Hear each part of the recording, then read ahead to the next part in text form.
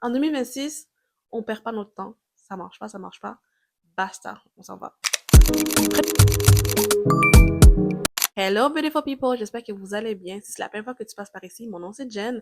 N'hésite pas à aller t'abonner sur ma chaîne et surtout si tu viens ici, tu t'assois, tu mets un petit commentaire et tu allumes la cloche de notification. Donc voilà, c'est parti. Donc aujourd'hui, on va parler d'un petit sujet quand même assez corsé. On va parler de la violence conjugale.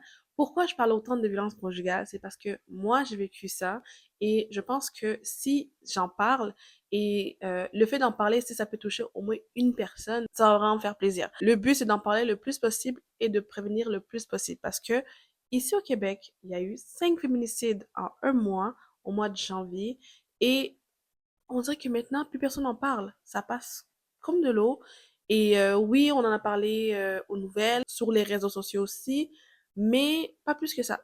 On n'en parle plus. Et qu'est-ce qui m'agace le plus, c'est qu'il n'y a pas de prévention en tant que telle à la télévision à ce sujet. On voit beaucoup de prévention sur l'alcool au volant, ceci, cela, mais jamais sur la violence conjugale. On en a vu un peu durant la pandémie, pas plus que ça. Donc, c'est pour ça que si avec ma chaîne, je peux faire un peu de prévention, si je peux aider au moins une personne, c'est déjà beaucoup. Donc voilà, c'est pour ça que j'en parle beaucoup sur ma chaîne, la violence conjugale.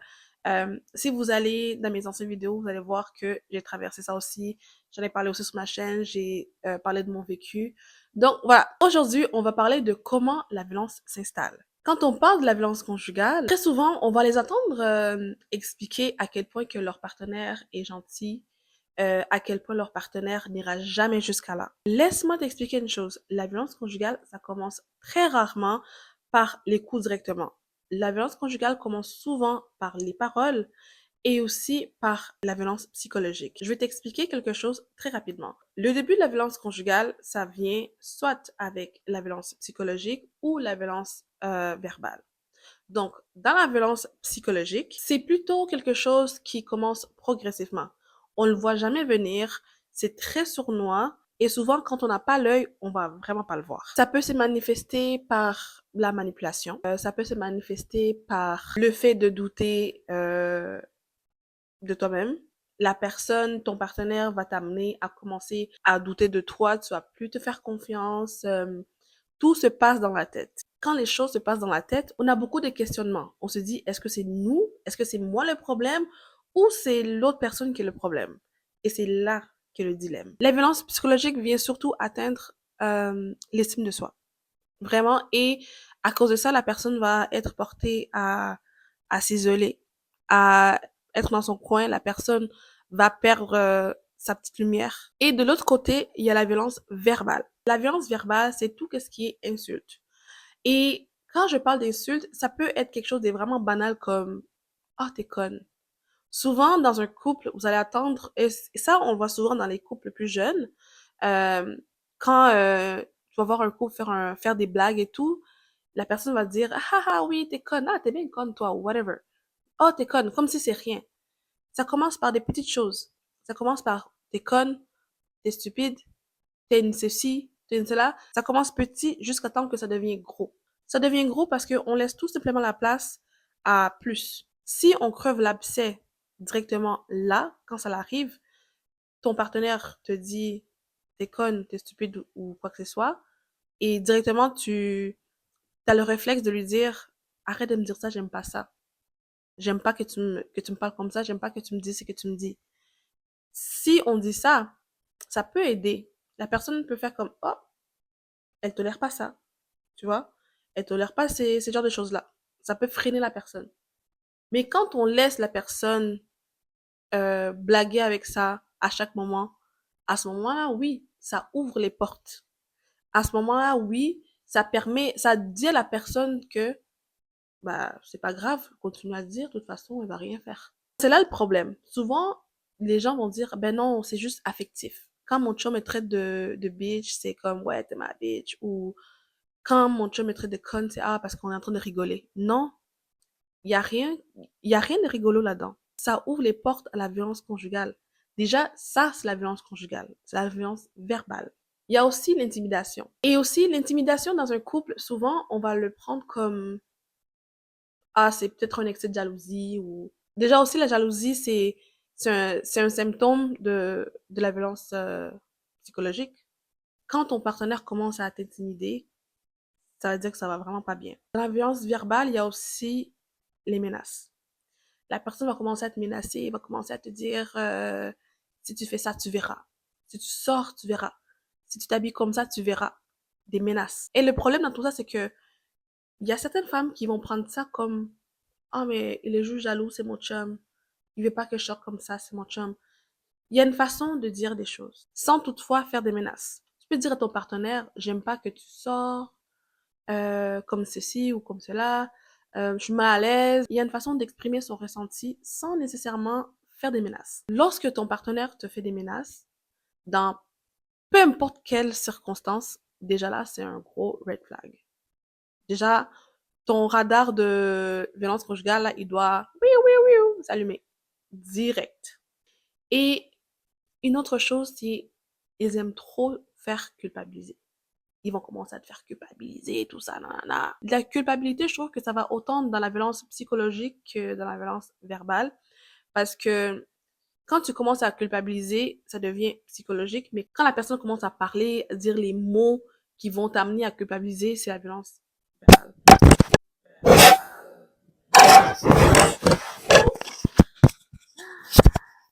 Problème technique, hein? Problème technique. Désolé. Et tout ce que j'ai énuméré, ça fait partie de la violence conjugale. Tu peux vivre seulement la violence psychologique et c'est aussi la violence conjugale. Et tu peux vivre seulement la violence verbale et c'est aussi la violence conjugale. Tout ça, c'est la violence conjugale. La violence conjugale n'a pas besoin d'être physique. Ça peut être mental ou verbal. Donc oui, pour répondre à la question du début, comment la violence conjugale s'installe? Ça commence tranquillement, petit à petit, par la violence psychologique et la violence verbale. Moi, je trouve que ces deux choses-là, c'est les deux portes d'entrée, selon moi. J'ai un petit exercice à te faire faire. Assieds-toi 2 secondes et réfléchis. Est-ce que tu as déjà vécu un de ces choses que j'ai énumérées? Si tu as vécu soit la violence psychologique et tu ne savais pas, ou la violence verbale et tu ne savais pas, il est temps maintenant de commencer à te poser des questions. Est-ce que je suis dans la bonne relation? Est-ce que je suis avec la bonne personne? Parce que c'est la porte d'entrée. Oui, vous allez me dire, mais non, moi j'ai un Golden Retriever, il va jamais faire ça. Mais un Golden Retriever reste un chien. Ça reste un chien. Même si c'est un chien qui est gentil, ça reste un chien. Pour dire que même si votre homme, c'est un homme qui est gentil, qui est digne et tout, là, là, il peut, ça peut arriver. Je suis pas en train de dire qu'il faut voir la violence partout, quoi. Non, pas du tout. Mais il faut garder un œil ouvert et pas faire confiance à 100% parce que ça peut arriver. Je vous le souhaite pas. Je vous le souhaite pas. Si tu as pris 2 minutes pour réfléchir et tu as vu que oui, j'ai vécu la violence, si tu vis un danger imminent, je te suggère d'appeler tout de suite le 911 pour te protéger ou de prendre tes choses rapidement et de partir. Mais si tu sens que t'es pas trop en danger et que tu peux, non, faire les choses tranquillement, il n'y a pas de problème. Mais sachez que quand on décide de partir, la violence augmente fois 3. Donc, il faut faire très attention. Je vais toujours vous référer à SOS violence conjugale. Si vous avez besoin de plus de questions, vous avez besoin d'aide, tout ça, là, là, SOS violence conjugale sont ouverts 24 heures sur 24 et 7 jours sur 7. Il y a toujours quelqu'un pour vous parler. Ça, c'est sûr à 100%.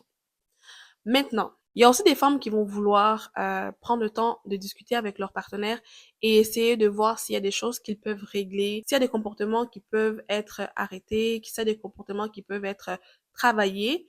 Oui, c'est possible. C'est possible dans la mesure où la personne elle-même veut changer. Tu ne peux pas faire changer l'autre personne si elle-même ne veut pas changer. Donc, tu peux suggérer que la personne puisse travailler sur les points que tu vas avoir énumérés. Mais si la personne ne veut pas changer, tu ne pourras pas la faire changer. Et peut-être même, elle va te mentir et te dire, oui, je vais changer, juste pour que tu restes dans sa vie. Et pourtant, elle ne changera pas. Donc ça aussi, il faut faire attention. Donc oui, les gens peuvent changer si eux-mêmes le veulent. Mais s'ils ne le veulent pas, tu ne peux pas les faire changer. Ils sont juste comme qu'ils sont. Donc, et il faut pas non plus rester avec une personne juste pour la personne que tu penses qu'elle peut devenir ou pour la personne que tu as connue. Il faut prendre les gens pour ce qu'ils sont. Ce que la personne t'a montré, ce que la personne est, c'est comme ça, il faut que tu le prennes tel quel. Rien de plus, rien de moins. Parce que moi je trouve que c'est comme un des erreurs que beaucoup de gens font. Moi aussi, je l'ai fait. Tu vois la personne, tu vois le potentiel de la personne, tu sais que la personne peut accomplir tellement de choses. Mais la personne elle-même voit même pas ce que toi tu vois. Tu peux pas être avec la personne juste pour son potentiel. Toi, tu vois son potentiel, lui, non. Tu peux pas, non. Donc, perdez pas votre temps. En 2026, on perd pas notre temps. Ça marche pas, ça marche pas. Basta, on s'en va. Prenez soin de vous. Sachez que si vous êtes en danger imminent, appelez le 911 tout de suite. Si vous n'êtes pas en danger imminent, appelez le SOS violence conjugale. Allez sur le site, il y a le numéro qui est affiché et ils sont ouverts 24 heures sur 24, 7 jours sur 7. Et il y a des maisons, ils vont pouvoir vous référer à des maisons d'hébergement pour femmes violentées. Et si vous avez des enfants, ne vous inquiétez pas, il y a des places où on prend des enfants aussi. Et voilà quoi. Et il y a beaucoup de ressources qui sont offertes à vous. Il y a le CAVAC, il y a l'IVAC, il y a les CLC qui peuvent vous procurer de l'aide un peu plus au niveau psychologique, donc thérapeute ou psychologue. Donc vraiment, vous avez beaucoup de ressources. Mais tout ça, c'est en appelant le SOS violence conjugale. Ils vont pouvoir commencer à vous référer aux bons endroits. Donc voilà. Merci beaucoup d'avoir regardé ma vidéo jusqu'à la fin. N'hésitez pas à vous abonner, commenter et liker. Et surtout, n'hésitez pas d'allumer la petite cloche de notification.